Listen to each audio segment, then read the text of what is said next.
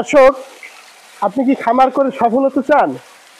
তাহলে আমাদের এই ভিডিওটি ধৈর্য সহকারে দেখার চেষ্টা করেন এবং সম্পূর্ণ ভিডিওটা ধৈর্য সহকারে দেখেন। আমি কি বলি। আসসালামু আলাইকুম সুপ্রিয় দর্শক, শুরু করতে যাচ্ছি এগ্রো বাংলা চ্যানেলের নিয়মিত করা আয়োজন।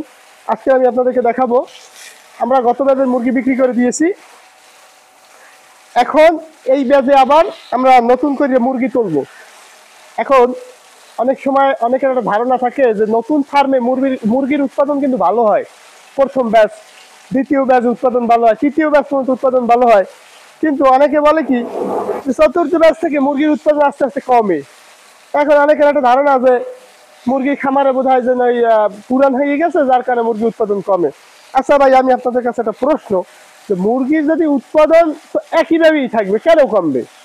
তখন কি আপনার নতুন করছেন সেই জন্য যে আপনার উৎপাদন সেই ভালো হবে এমন কোনো বিষয় না, আবার প্রথম ব্যাচে আপনার উৎপাদন কম হবে এমন কোনো বিষয় না। সেটা আপনার সম্পূর্ণ পরিচর্যা এবং ম্যানেজমেন্টের উপরে ডিপেন্ড করে। এখন আমি আপনাদের আজকে দেখাবো যে আমি এই মুরগি বিক্রি করা শেষ করেছি, এখন ফার্মটা কিভাবে পরিষ্কার করতেছি। এখন আপনি এটা সম্পূর্ণভাবে দেখবেন। এই যে দেখতেছেন ভাই, এই যে পাশে ময়লা টয়লা থাকে অনেক সময়, এই যে আমার যে ফার্মের পাশে কিন্তু অনেক সময় ময়লা থাকে, ওই যে মাকড়সা বা এই জাতীয় পোকায় কিন্তু অনেক সময় যে এইগুলা দেখায় যায় যে আন্দোলন কি কয়, এগুলা যাওতে চায় যে এগুলো থাকে। এখন এগুলো আপনাকে পরিষ্কার করি না, ডাইরেক্ট এইভাবে সমানে পানি মেরিয়ে পরিষ্কার করার চেষ্টা করবেন, ডাইরেক্ট একেবারে ইন্টোটাল সমস্ত কিছু ধুইবেন। আর অনেকে আমরা করি কি, খামার করার সময় প্রচুর সারা জায়গায় লাইট লুট সুইচ কারেন্ট মারেন্ট দিয়ে একেবারে একসাথে করি, যাতে সে কিন্তু সুন্দরভাবে পরিষ্কার করতে পারি না। অবশ্যই খামার সুন্দরভাবে পরিষ্কার করার চেষ্টা করবেন। এখন দর্শক, প্রথমে আমরা শেডটা পুরো কিন্তু ভিজাই দিচ্ছি। আমার শেডটা হইলো যদিও মাস্টার সিস্টেম করা, অনেকের দেখা গেছে যে ফ্লোরে মুরগি পালতেছেন, তাদের জন্য এই সিস্টেমটা থাকবে। অবশ্যই শেড সুন্দরভাবে ধোয়ার চেষ্টা করবেন। শেড ধোয়ার পরে আমি আপনাদেরকে সুন্দরভাবে আপনাদেরকে দেখাবো কিভাবে কি পরিষ্কার করতেছি। এই জন্য আমরা এই ময়লাগুলো কিন্তু আমাদের অলরেডি ধোয়া প্রায় শেষ হয়ে গেছে। এখন আপনাদের দেখাবো আমরা পট কিভাবে ধুইতেছি। দর্শক, এতক্ষণ আপনাদের কাছে বললাম যে শেড কিভাবে ধুইতে হবে, সেই ব্যাপারটা আপনাদেরকে বুঝাই বলছি। এখন আমরা যে পানির পাত্রগুলো পরিষ্কার করব বা খাবারের পাত্র, আমরা হুইল পাউডার ব্যবহার করব সবসময়। হুইল পাউডার দিয়া সুন্দরভাবে প্রত্যেকটা পট একেবারে ইন টোটাল, এই যে দেখতে পাচ্ছেন আপনারা, এই দেখছেন আমি কিন্তু এইটি কিন্তু ময়লা থাকে, অনেক সময় জীবাণু থাকে, ভাইরাস থাকে, এইগুলো যদি আপনারা পরিষ্কার সুন্দরভাবে না করেন তাহলে কিন্তু বারবার খামারে রোগ সৃষ্টি হইবে এবং মুরগির উৎপাদন কখনোই ভালো হইবে না।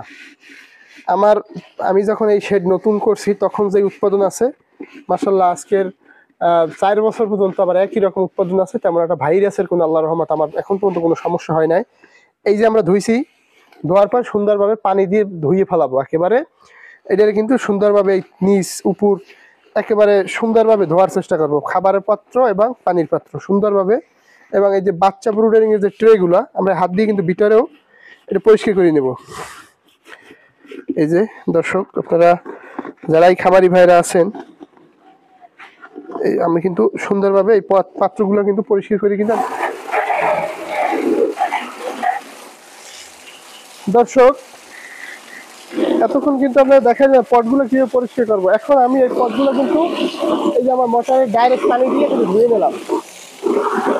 ধোয়ার পরে এখানেই কিন্তু শেষ না, এটা আরো জীবাণু মুক্ত করার জন্য এই ড্রামের ভিতরে পানি দিলাম, এই পুরো ড্রাম ভরুক। এরপর আমি আপনাদেরকে দেখাবো।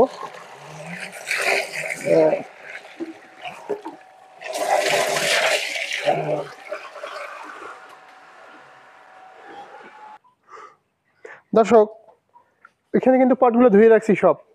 ধোয়ার পরে আরো জীবাণু মুক্ত করতে হইবে জীবাণুনাশক দিয়া। এই যে পটটা দেখতে পাচ্ছেন, এটা রেনেটা কোম্পানির একটা GPC8 একটা জীবাণুনাশক পাওয়া যায়, এখন পাওয়া যায় কিনা জানি না, অথবা রেনা বিকেসি, এটা রেনেটা কোম্পানির।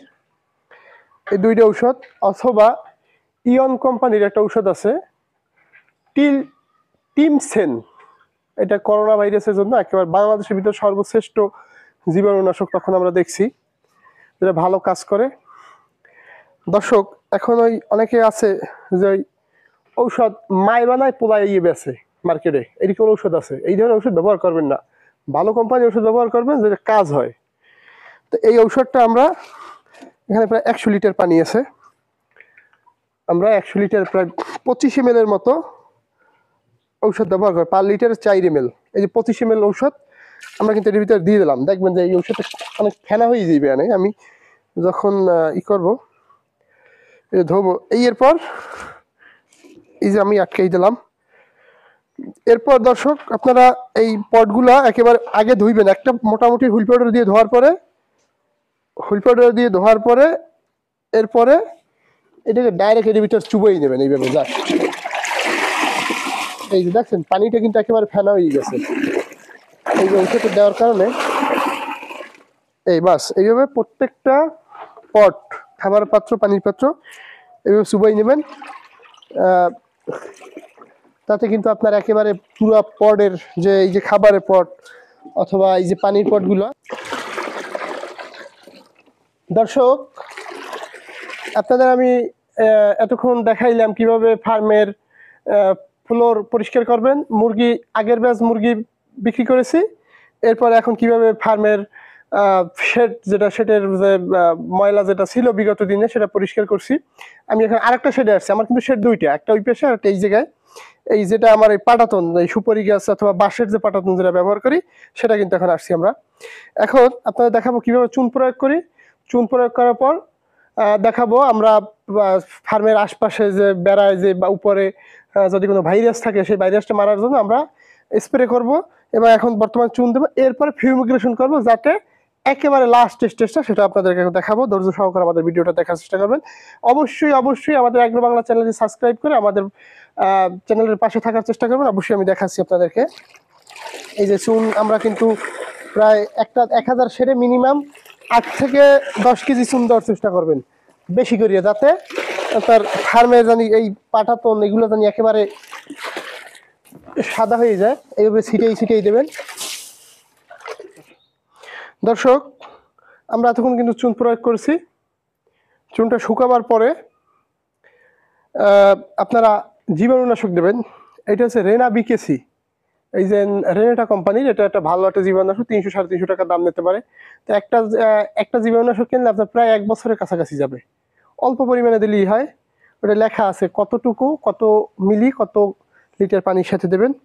আমি এখানে 10 লিটার পানিতে 15 ml এর মতো ব্যবহার করব আমি এই ওষুধটা।